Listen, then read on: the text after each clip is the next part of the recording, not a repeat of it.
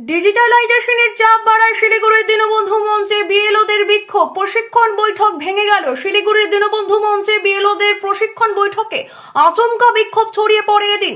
অভিযোগ, তাদের মূল কাজ ছিল বাড়ি বাড়ি গিয়ে এনুমারেশন ফর্ম বিতরণ ও ফিল আপ করানো, কিন্তু এখন তাদের বাড়তি চাপ দিয়ে ডিজিটালাইজেশনের কাজ করানোর নির্দেশ দেওয়া হচ্ছে। বিএলওরা জানিয়েছেন, ফর্ম বিতরণ, মানুষকে ফিল আপ করানো, আবার সেই ফর্ম সংগ্রহ, এই চাপের মধ্যেই তাদের ব্যক্তিগত মোবাইল নম্বর সরকারি কাজে ব্যবহার হওয়ায় সারা দিন ফোন সামলাতে হচ্ছে। ফলে মানসিক অশান্তি তৈরি হয়েছে। পরিবারের থেকে দূরে সকাল থেকে রাত পর্যন্ত কাজ করতে করতে তারা বিপর্যস্ত। তাদের দাবি, এনুমারেশন ফর্ম নেওয়া দেওয়া ছাড়া অন্য কোনো কাজ তারা করবেন না।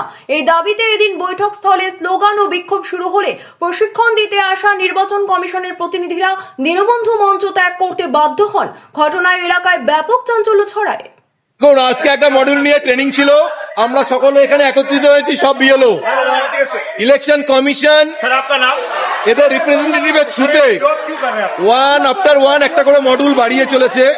আমরা লাস্ট 15 দিন ধরে বাড়িতে বাড়িতে গিয়ে 18 ঘন্টা ডিউটি করে রাত 1:30 পর্যন্ত জেগে সব কাজ করেছি, যে কাজগুলো আমাদের অ্যাসাইন ছিল। এরপর মডিউল বানিয়ে যদি ডিজিটালাইজেশনে কাজ করে, একটা পরিবারকে সামনে রেখে অন্যান্য কাজকর্ম করার পর 24 ঘন্টার বেশি কাজ করলেও আমরা পারবো না।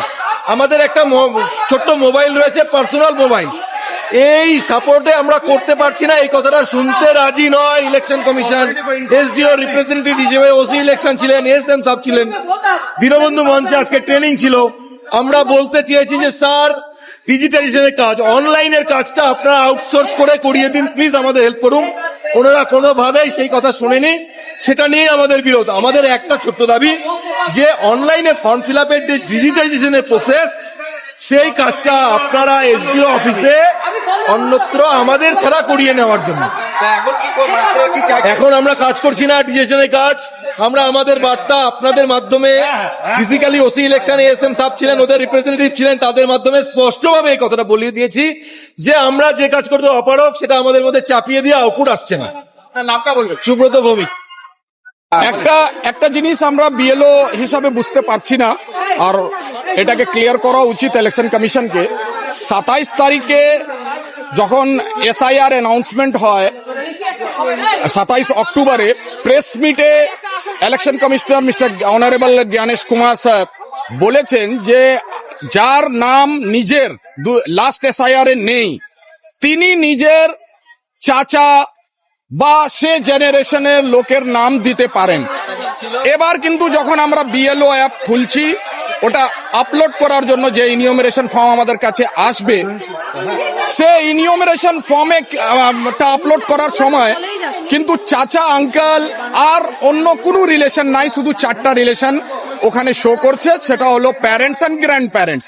সে গ্র্যান্ড প্যারেন্টস এর ঠাকুরদা, ঠাকুমা, দিদা, দাদুর নাম হতে পারে, কারণ প্যাটার্নাল গ্র্যান্ডফাদার, ম্যাটার্নাল গ্র্যান্ডফাদার, এই 6টা রিলেশন আর মা বাবা আমরা দিতে পারি। কিন্তু আঙ্কেল যদি কেউ ভরে দেয়, এবার বলে আমাদেরকে বিএলও কে যে ইলেকশন কমিশনার বড় না আপনি বড়, অবশ্যই ইলেকশন কমিশনার বড়।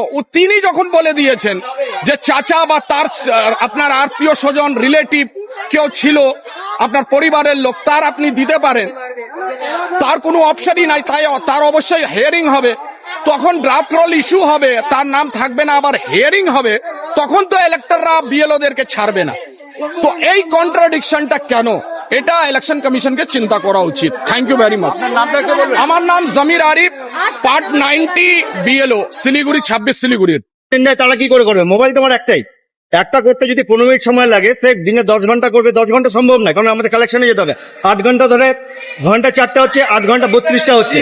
10 দিনে 300 করি, 20 দিন যদি করি তাহলে 640টা হবে। 1000টা কি করে হবে? সম্ভব নয়। আর টোটাল রেসপন্সিবিলিটি বিএলওদের, যদি ভুল হয় বিএলওদের ঘাড়ে দায় বর্তাবে। এর মধ্যে কিন্তু আমাদের কালেকশনে যেতে হবে। আমরা 10-12 দিন ধরে সমস্ত ডিস্ট্রিবিউট করেছি, এরপর আমরা নিয়ে আসবো, আবার 10-12 দিন লাগবে। তার মাঝখানে সময় বের করে এই ডিজিটালাইজেশন করে ভুল হওয়ার সম্ভাবনা যথেষ্ট বেশি। এই টাইম ফ্রেমের মধ্যে এটা করা কোনো মতে সম্ভব নয়। এটা একটা অমনুষ্য অত্যাচার।